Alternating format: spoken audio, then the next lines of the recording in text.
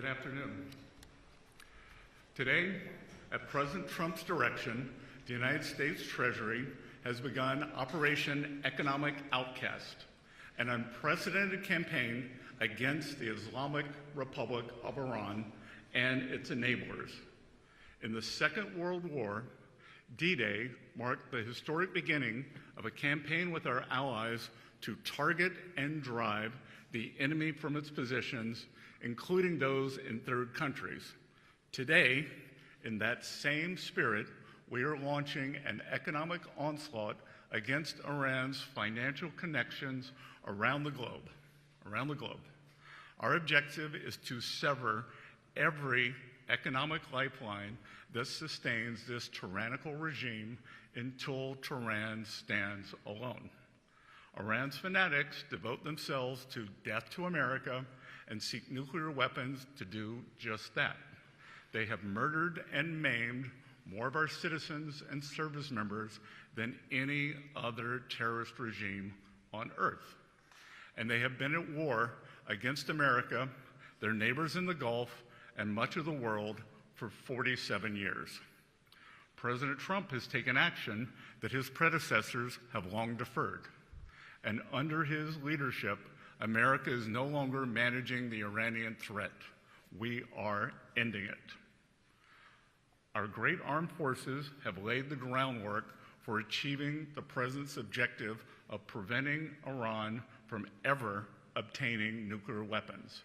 They have shown America's resolve to finally end this threat. And the strength of America's economy under President Trump allows us to wage this sustained financial operation alongside the might of our military.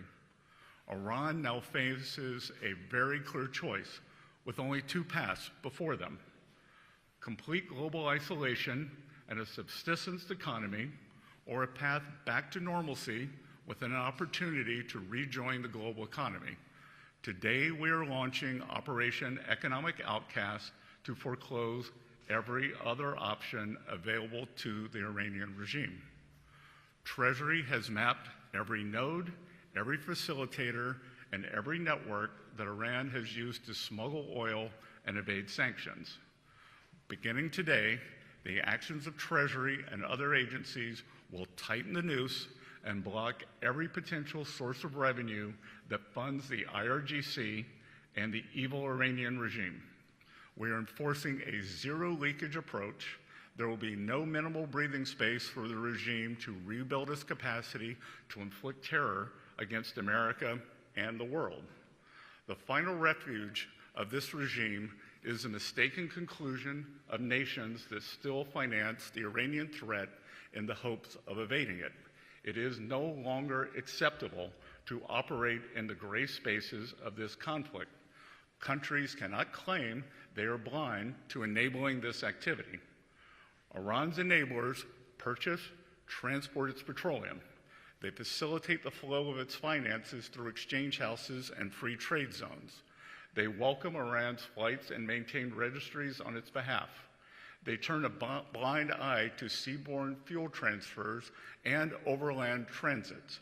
They condone illicit use of their banks, all the while concealing the extent of their complicity. The President is making phone calls to world leaders with specific requests to cease their interactions with the regime. We are already seeing results.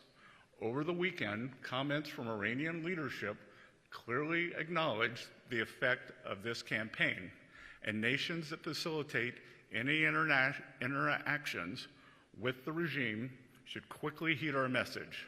Those who stand with the United States will reap the rewards of our partnership.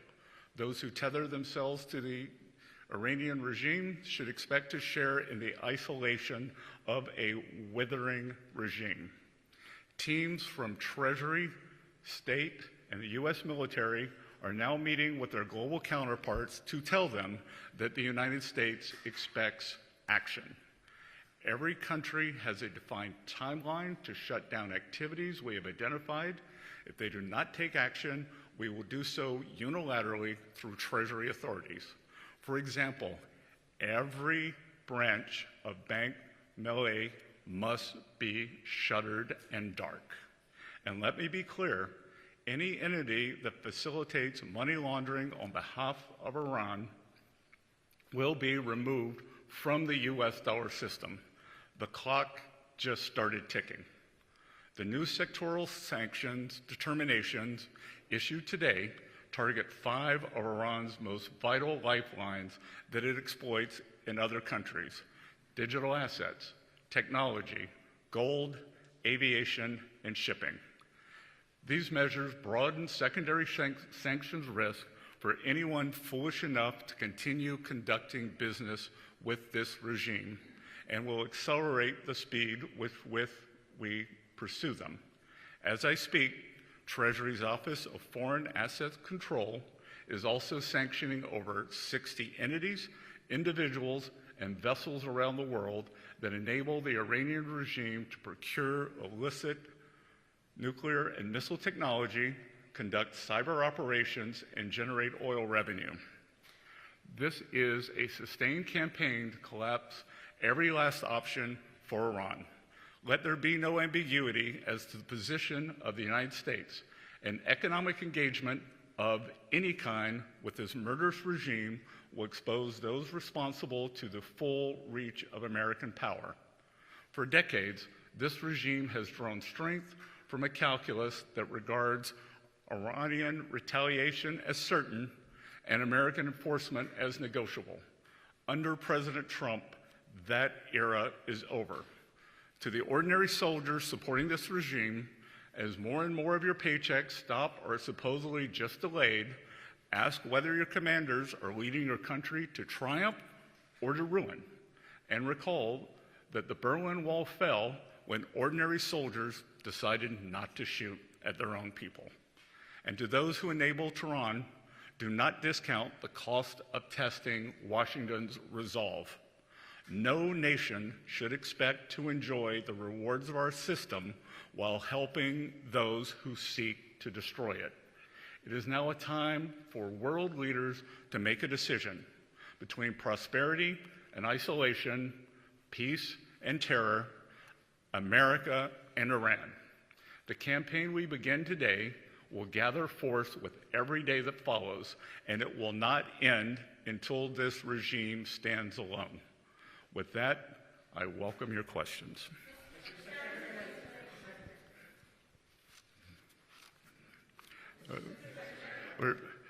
David from Reuters. Hi, thanks, Secretary. One of the most powerful tools you have at your disposal is the ability to impose secondary sanctions on banks and financial institutions that facilitate transactions for Iran. Chinese banks have often been talked about being targeted, but we don't see any of those institutions targeted here. Is that something that is coming in this campaign, or is the very delicate trade truce with China something that could prohibit you from going that far and taking that very big step?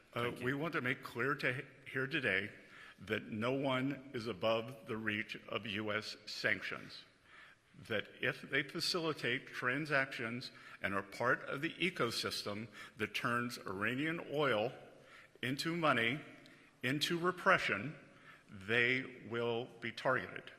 We find that the best way to engage with countries is through quiet diplomacy, and we are level setting with every country to tell them our expectations.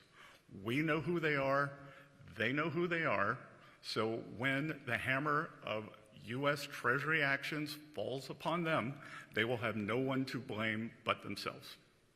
So, Richard from CBS. Thank you, sir. Thank you. You said the president is calling world leaders with specific asks and that there is a defined timeline.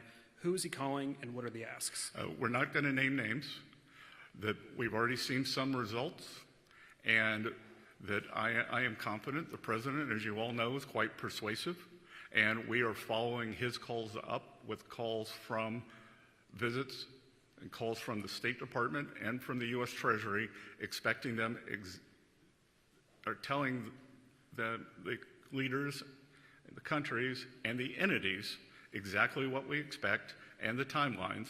And I would expect that very quickly, if they do not respond, then you will see the ramifications of their actions. Can you say how far the timelines are? Again, I'm not going to set timelines, but we do not have infinite patience here. Jennifer?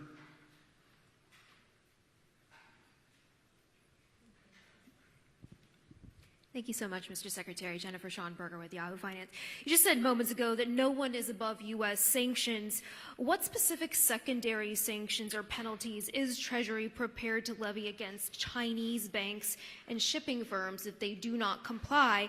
And then secondly, as you look to take these unprecedented sanctions, you've also said that as the Iran conflict fades and oil prices recede, that will help bring down long-term bond yields. In the meantime, you have mentioned your toolkit, and I'm curious if you are looking at reducing auction sizes for longer-term dated Treasury debt going forward, and what other actions you may consider from that toolkit. Yeah, Thank you. well, why don't we work backwards? We issued the quarterly refunding announcement 2.5 weeks ago. We are going to continue with our regular program of auctions, so you will be hearing from us again at the beginning of next quarter. In terms of, as I said, every country, every entity should know that they should be prepared to face U.S. sanctions. And no one is above this. We are going to hold everyone accountable, and this is economic asphyxiation of this regime. And Jennifer, as I said, no one should test our resolve. So, Josh from New York Post.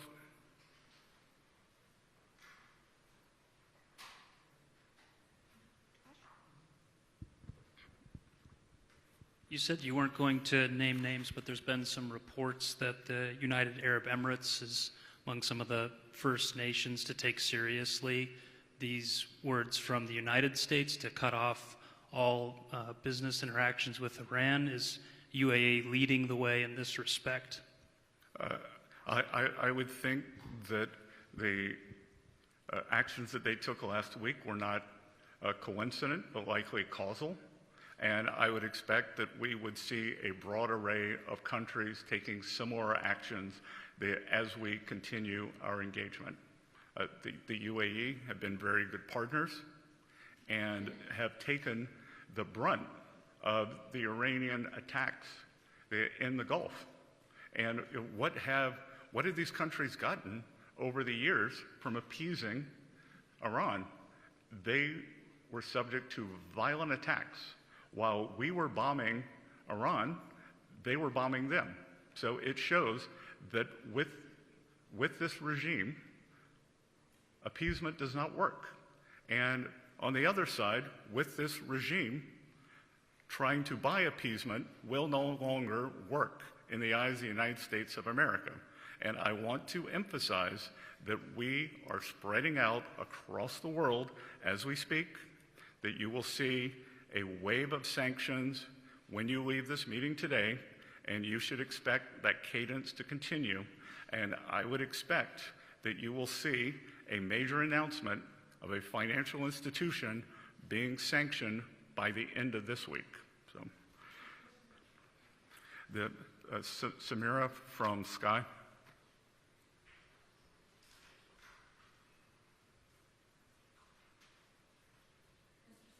Yep. No. No. Are you? No. I'm looking for Samira from Sky.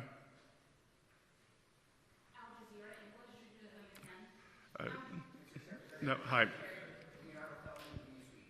Does the United States and President Trump still want Canada to become a state? He did say that they're getting all the benefits of being a state without being one.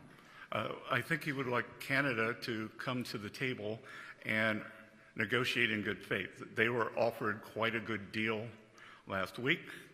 They chose to reject it. Unfortunately, Prime Minister Carney Carney rose to power on an anti-American, anti-Trump platform. I believe he was more than 20 points behind, and he seems to have gone back to his old playbook. And I think one has to ask oneself, is he trying to benefit himself, the Liberal Party, or the Canadian people? Because they were offered a very good job. So, yep, you. Thank you, Secretary Bessent. If I could shift to bond yields quickly. We saw them tick down today after some turbulence and going up last week. Can you tell us if there's any possibility that there will be more bond buybacks anytime soon? Again, we haven't bought a single bond yet. The next time we have an operation is September 9th. So we will see on September 9th. All right. One more. Let's see. You in the front. You described this as an economic D-Day, but D-Day wasn't a threat of an invasion, and the U.S. didn't give a timeline to Germany. So why not impose the sanctions today? Well, we are giving everyone the opportunity to remedy bad behavior. Why would I want to blow up the global financial system? We believe that it is important to level set and give people a cure period, but they should know that that will move very quickly and that we are serious. Secondary sanctions are a very powerful tool, and we here at Treasury, this is Gene Lang, the acting Undersecretary for Terrorism Finance, and in the Terrorism Finance Department and at OFAC, the reason we are able to use secondary sanctions is because we do not take their use lightly. So we believe that a warning shot and a level set of expectations is appropriate. And if people do not want to meet our expectations, then we expect, and they should expect, that they will leave the dollar system. Okay? Thank you all.